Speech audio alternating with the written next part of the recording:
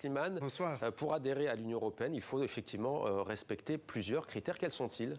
Non seulement les respecter, mais y adhérer complètement. Il y en a plusieurs, mais pour résumer, on peut dire d'abord l'état de droit, séparation du pouvoir, indépendance de la justice, respect des minorités, système financier sain, économie ouverte sur le monde et efficace.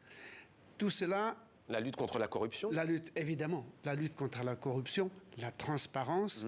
Tout cela fait que la Moldavie, qui s'est seulement l'année dernière heurtée par l'invasion russe de l'Ukraine, s'est précipitée sur le perron de l'Europe pour demander l'adhésion.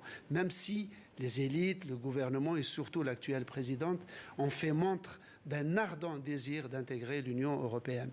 Simplement, c'est que l'Union européenne n'intègre pas seulement des peuples qui aspirent normalement à vivre libres. Elle intègre aussi des États, c'est-à-dire des appareils étatiques, des bureaucraties, des systèmes judiciaires, des systèmes bancaires. Autrement dit, pour y entrer, il faut que tout l'appareil étatique lui-même, pièce par pièce, s'adapte au système européen. En tout cas, Ursula von der Leyen, on l'a entendu, a dit que la Moldavie a fait des progrès, mais il y a en plus, concernant ce pays frontalier de l'Ukraine, un gros point d'interrogation, ça concerne la Transnistrie, qui est une des régions qu'on va voir sur la carte de la Moldavie.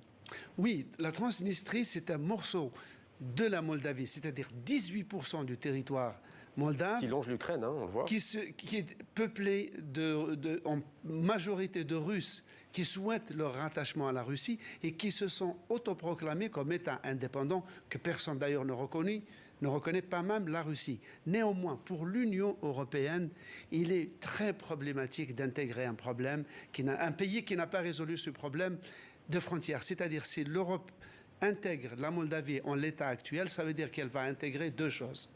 Un petit peuple de 2,5 millions d'habitants qui aspire à vivre à l'européenne et un gigantesque problème géopolitique, celui de la Transnistrie, où l'armée russe campe et qui abrite un des plus grands arsenaux militaires de l'Europe. Merci Slimane pour cet éclairage.